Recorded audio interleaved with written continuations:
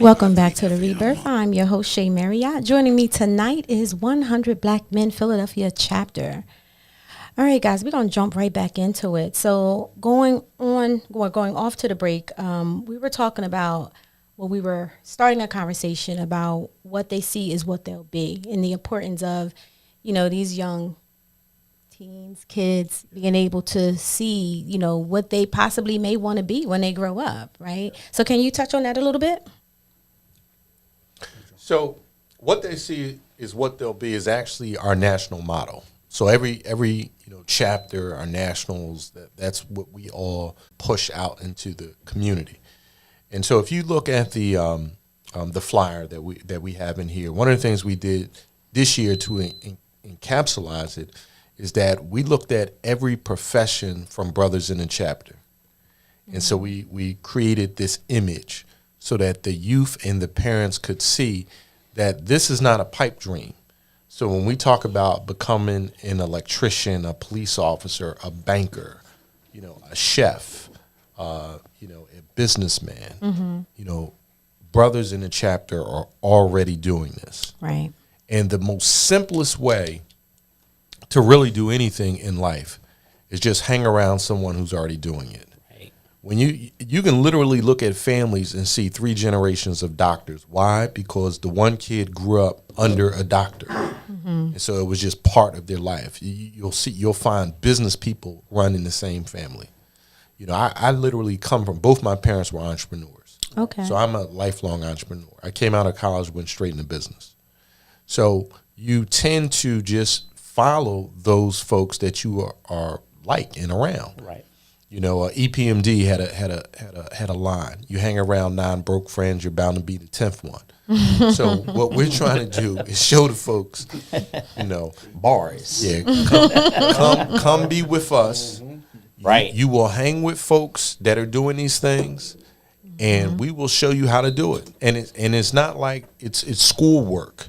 You follow me? Because you're just going to have conversations like Bill is a federal police officer.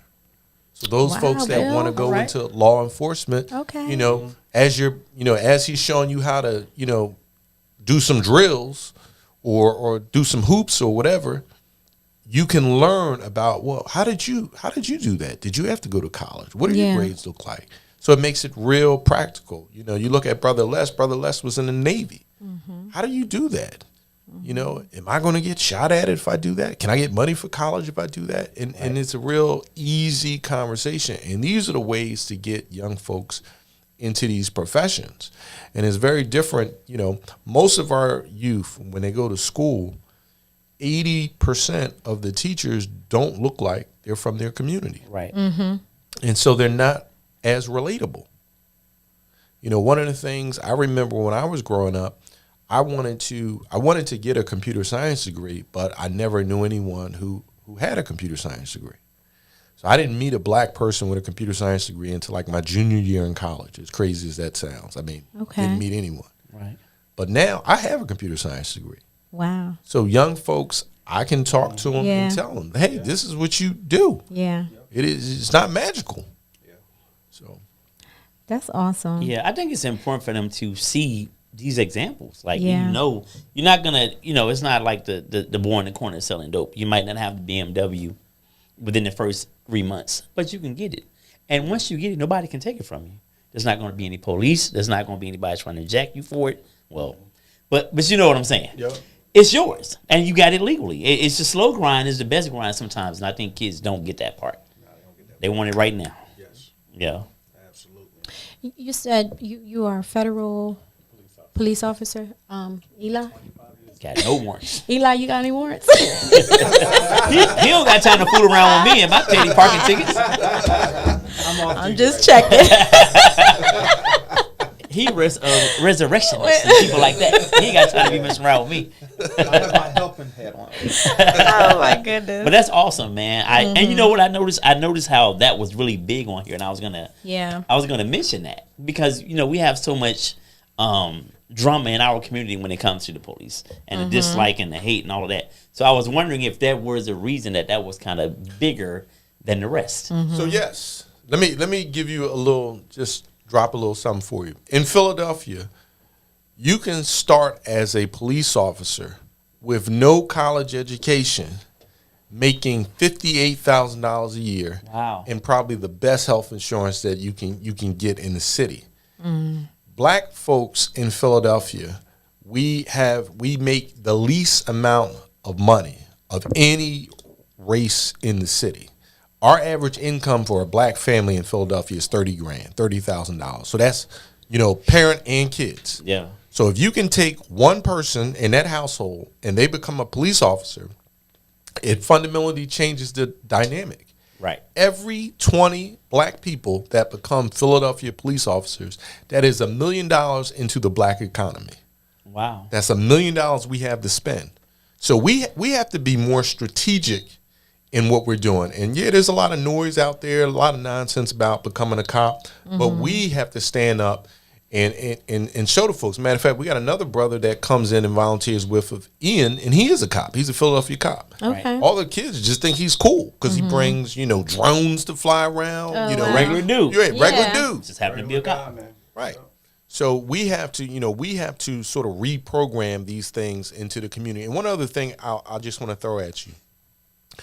There are two professions that black people need to dominate because these professions, number one, you'll never get laid off. You'll get paid regardless, and they have the most impact on us. That is police and teachers. We should dominate those professions. If we did that, it would be probably the greatest transformational thing to impact our whole community, but we shy away from it. Yeah. Yeah.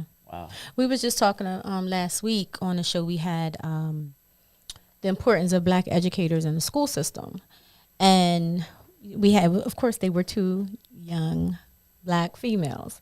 So the conversation was about how there's not black males in education. They're not there, and it's so important. Like you said, to be able to show up in that discipline because the kids need to see that. Right. And the issue is that we discovered that I kind of touched on was pay, was salary. If you are a man starting out your first year of teaching and you have a family, it's hard to take care of your family on that. Teachers, as important as they are, they don't get paid very well in the beginning. So you get some years under your belt and then you get some masters and you move up.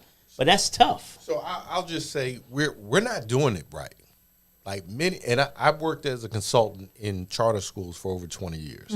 So and I did data. I worked with the data in schools, so I got to see the certifications, and I just got to see so much inside schools. And one of the things I found when I started going out to the suburban schools and basically with the white folks, it was challenging for many black teachers to have one certification.